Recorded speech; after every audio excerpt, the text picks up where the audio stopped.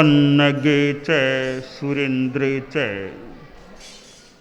कौशिके पाद संस्पृशि निर्विशेष मनस्काय श्री वीरस्वामिने नमः। आर्हत वाङ्मय में कहा गया है, इंद्रियत्थे विवद्यता सध्यायम चेव पंचहा तम मुत्ति तत्पुरक्कारे उब उत्ते इरियम रिये आश्रय। हमारे जीवन में शरीर है और शरीर हमें ऊपर से स्पष्ट दिखाई भी देता है। ठीक है, खुद का चेहरा सीधा, खुद को सीधा अपनी आंख से न भी दिखे तो चेहरा है, यह दर्पण से भी देखा जा सकता है। हम शरीर को ऊपरी तौर पर देख लेते हैं, पीठ का भाग है वो भी अपनी आंखों से दिखना मुश्किल है। शरीर के भीतर जो अवयव हैं उनको भी जनसाधारण ने भी देख पाए। फिर भी शरीर एक तत्व हमारे जीवन में है। वाणी भी है। वाणी श्रोत्रेंद्रिय का विषय बनती है, उसको सुना जा सकता है। वाणी को यूं देखा न भी जा सके, साक्षात सुना जाता है। और सुनने के लिए कान सक्षम हो तो सुना जा सके, कान सक्षम नहीं है तो वाणी को सुना भी नहीं जा पाता है। तो वाणी भी एक तत्व है और मन भी एक तत्व हमारे जीवन में है। इन सब से ज़्यादा महत्वपूर्ण, जिसके कारण से ये तीनों हैं, वह है आत्मा। आत्मा मूल तत्व है। आत्मा है, साथ में कर्मों का योग है, तब शरीर मिलता है, वाणी मिलती है और मन मिलता है।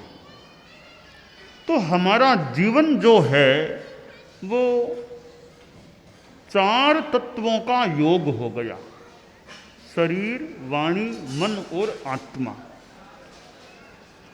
आत्मा अपने आप में अमूर्त तत्व है,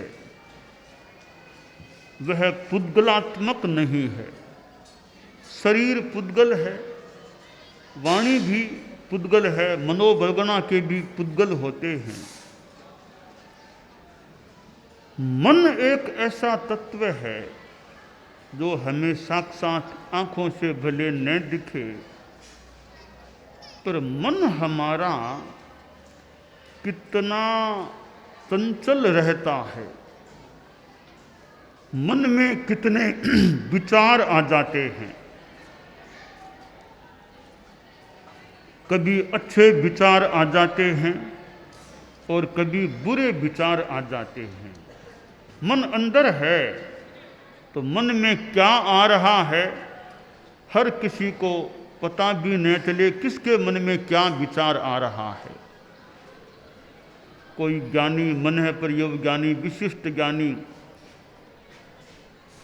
भले जान ले, पर सामान्य आदमी को पता नहीं भी चले किसके मन में क्या विचार है। हमारा प्रयास यह रहना चाहिए कि शरीर से तो कोई हिंसा, हत्या जैसा काम हो ही नहीं, करे ही नहीं, बचने का प्रयास रखें कि शरीर से कोई बुरा काम, हिंसा आदि का न करें।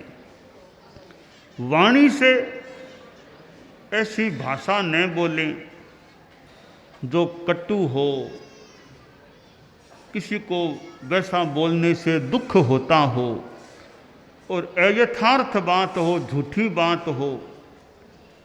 ऐसी बात को कहने से जितना संभव हो सके आदमी को बचने का प्रयास करना चाहिए। किसी पर झूठा आरोप नहीं लगाना चाहिए। गृहस्थ लोग न्यायालय में भी कभी कभी जाने वाले जाते होंगे, न्यायालय में बात भी रखी जाती होगी। अब यह चिंतन का विषय है कि न्यायालय जैसे स्थान पर झूठ बात कही जाती है या नहीं, सही बात ही कही जाती है या झूठ भी बोला जाता है। क्योंकि न्यायालय तो एक न्याय का आलय है। न्याय के आलय में अन्याय की बात तो नहीं होती है, बोलने वाला झूठ तो नहीं बोलता है। यानी आदमी दूसरे पर झूठा आरोप भी लगा देता है, झूठे पुलिस केस करने का प्रयास भी किया जा सकता है। पर यह एक तरह का पाप होता है, किसी पर झूठा आरोप लगाना पाप होता है। 18 पापों में एक पाप है अभ्याख्यान, मिथ्या अभियोग लगाना। तो यह वाणी से आदमी झूठा आरोप किसी पर लगाने का प्रयास न करे। मेरे मन में क्या विचार आया, गंदा आया, जो भी आया, उससे मान लो आपको तकलीफ क्या पड़ेगी। गंदा विचार आया तो मेरे मन में आया है, आपको क्या तकलीफ पड़ी। मैं बोलूंगा, बोलने में कोई ऐसी बात कह दूंगा तो आपके मन को आपको तकलीफ हो सकती है। कोई आदमी थप्पड़ लगाएगा, पीटेगा तो तकलीफ हो सकती है। मन में किसी के आ गया थप्पड़ लगाऊंगा, आ गया तो आ गया, आपके क्या फर्क पड़ा। आपके फर्क तब पड़ता है स्थूल रूप में जब हाथ से प्रहार करे या वाणी से कुछ बोल दे तो। इसलिए दूसरों के साथ व्यवहार में वाणी काम आती है या शरीर काम आता है। मन तो अंदर में रहने वाला तत्व है। हमारा मन भी निर्मल रहे, मन में पवित्र विचार रहे। शिव संकल्प मस्तु में मन है, मन में अच्छे विचार, कल्याणकारी विचार रहें। क्योंकि आखिर मन का गंदापन है, उससे भी पाप कर्म का बंध हो जाता है। मन दुर्मन भी बन सकता है और मन सुमन भी बन सकता है। दुर्मन खराब विचार वाला मन, सुमन अच्छे विचार वाला मन। मन को दुर्मन न बनने देने का प्रयास रखें, मन रहे तो सुमन रहे, या आगे अमन की अवस्था भी प्राप्त करने का प्रयास किया जा सकता है। तो मन में विचारों का प्रवाह कई बार चलता रहता है। हम गमन करते हैं, चलते हैं, तो मन भी कितना चलता है। भोजन करते हैं तो भी दिमाग में विचार आ जाते हैं। यानी मन कितना चंचल है, कितना गतिशील है। तो मन में चंचलता भी है और मन में कई बार मलिनता भी हो जाती है। हम नवकार मंत्र का, प्रभु का स्मरण करते हैं तो हमारा मन अच्छा बन जाए। प्रभु के स्मरण से, नवकार मंत्र के जप से और प्रयासों से मन हमारा अच्छा बन जाए। अब मन की चंचलता को कम करने का प्रयास करें। ध्यान की साधना के द्वारा मन की चंचलता को कम करने का प्रयत्न किया जा सकता है। कोई कह दे मन इतना चंचल है, फिर क्या नवकार बोले, क्या भगवान का नाम ले। मन इतना चंचल है, क्या नाम ले भगवान का। कि माला फेरते हैं तो मन में ऐसे विचार आते हैं, क्या विचार, क्या नाम ले, माला छोड़ो, इतने गंदे विचार आ जाते हैं। आखिर गंदे विचार बंद कैसे हों कि भगवान का स्मरण करें, वो गंदे विचार भी कम हो जाएं। गीत में कहा गया है, राजस्थानी के गीत का पद्य है, मन चंचल है और मलिन है,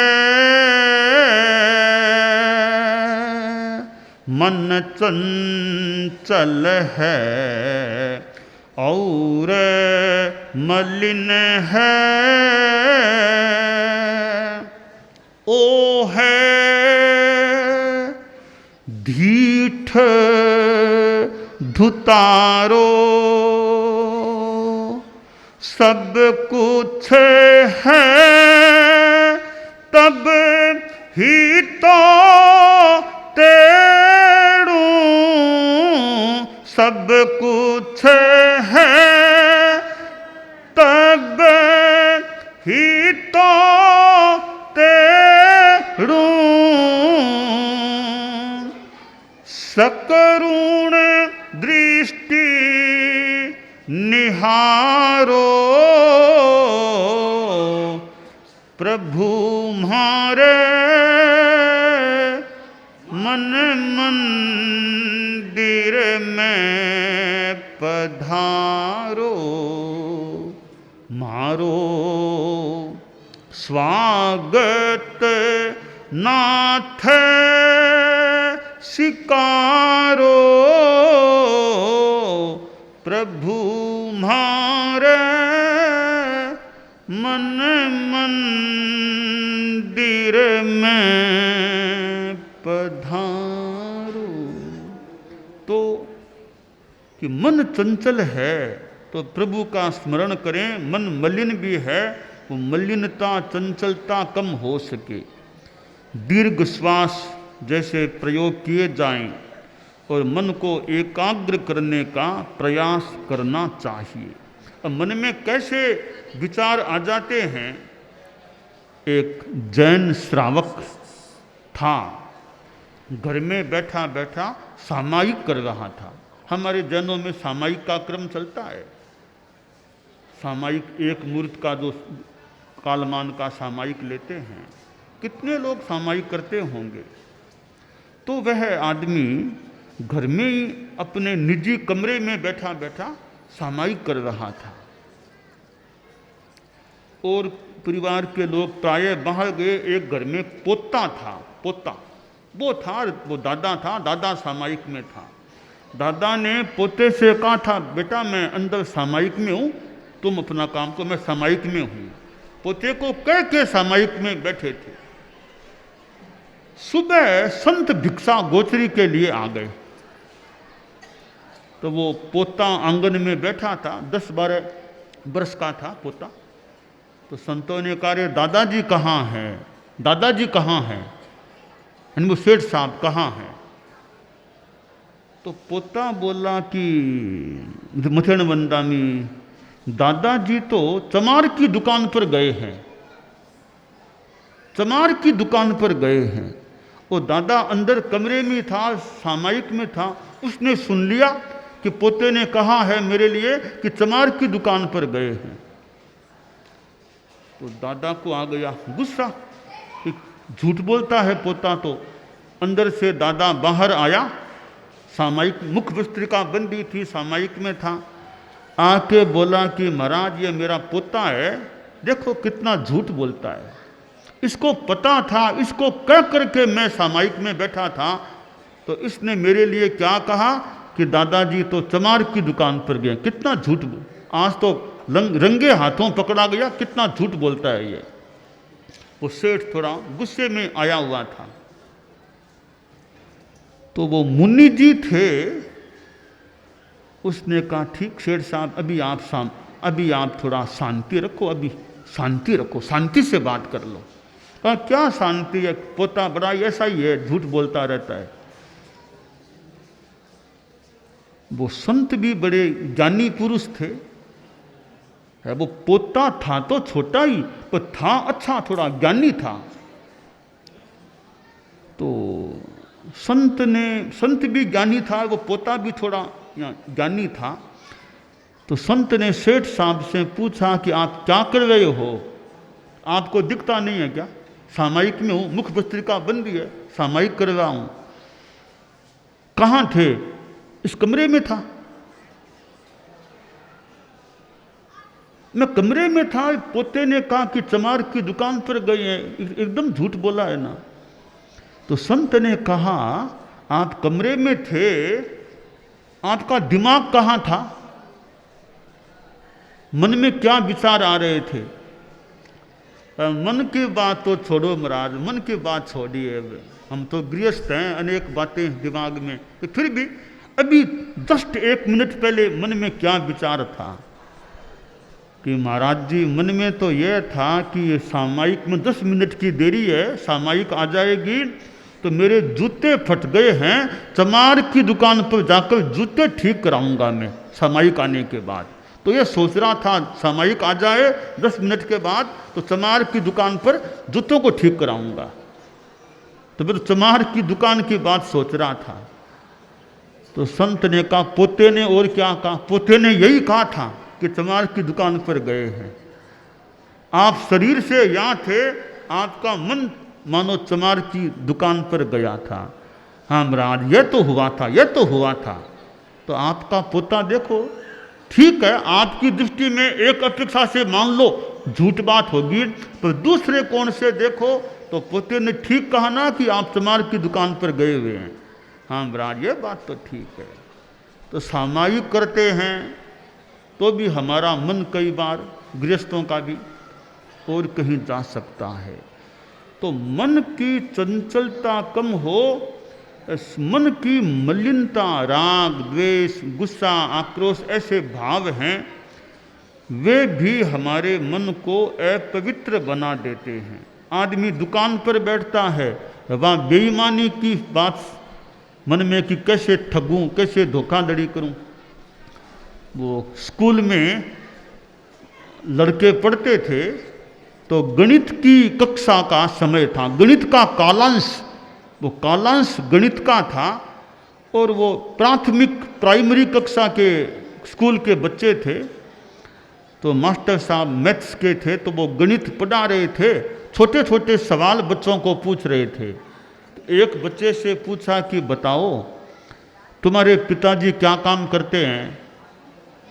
कि सर वो तो अनाज का काम है, अनाज की दुकान है, अनाज बेचते हैं। अच्छा तो बताओ मान लो अगर 1 रुपये से 1 किलोग्राम गेहूं आता है, 1 रुपये से 1 किलोग्राम गेहूं आता है, तो कोई ग्राहक आ गया, वो 10 रुपये के गेहूं लेना चाहता है। तो बताओ गणित के हिसाब से बताओ तुम्हारे पिताजी कितने केजी गेहूं देंगे? 1 रुपये से 1 किलोग्राम, तो 10 रुपये से कितने केजी गेहूं देंगे तुम्हारे पिताजी? तो बच्चा थोड़ी सी देर तो बोला नहीं, और फिर बोला कि अच्छा 1 रुपये से 1 किलो, 10 रुपये देकर के ग्राहक गेहूं खरीदना चाहता है, तो लगभग मेरे पिताजी उसको 9 किलो और 200 ग्राम गेहूं देंगे। 9 किलो 200 ग्राम। क्यों? 1 रुपये से 1 किलो, तो 10 रुपये से कितने देंगे? कि हाँ लगभग 9 किलो 200 ग्राम के लगभग। तो मास्टर जी बोले तुम्हारे पिताजी गणित जानते नहीं हैं क्या? तुम्हारे पिताजी इतनी भी गणित नहीं जानते हैं कि 1 रुपये से 1 किलो, 10 रुपये से कितने किलो गेहूं देंगे? वो लड़का बोला मास्टर साहब मेरे पिताजी तो गणित को जानते हैं, आप मेरे पिताजी को नहीं जानते हैं। 800 ग्राम 10 किलो में से 800 ग्राम तो आराम से वो कम कर सकते हैं। तो आदमी दुकान में भी बैठता है तो उसके मन में क्या विचार है? तो ये हमारे यानी आदमी के मन में ईमानदारी की भावना की नहीं, धोखा नहीं, है वो साफ सुथरा, धोखा कहीं नहीं करना है। तो ईमानदारी का भाव है तो माने मन में कुछ शुद्धता का भाव है।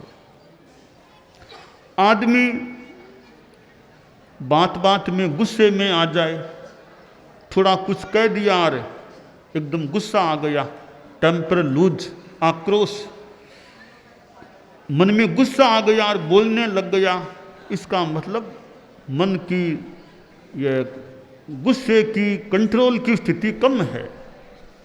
अन्यथा यूँ बात बात में झटपट गुस्सा नहीं आना चाहिए, बात बात में नाराज भी नहीं होना चाहिए।